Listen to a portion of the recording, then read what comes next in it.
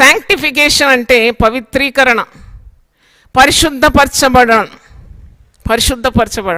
పేతురు 1 పేతురు 2:9 ఒక మాట అంటాడు కదా, చీకటి నుండి అంధకారం నుండి ఆశ్చర్యకరమైన వెలుగులోకి నడిపించిన వారి గుణాతిశయములను ప్రచురం చేయ నిమిత్తం పరిశుద్ధ జనముగా, ఏర్పరచబడిన వంశముగా, ఇంకేమంటాడు, రాజులుగా, యాజకులుగా, విలువైన సొత్తుగా మిమ్మల్ని ఎంచుకున్నాడని. ఎన్ని గొప్ప మాటలండి ఇవి.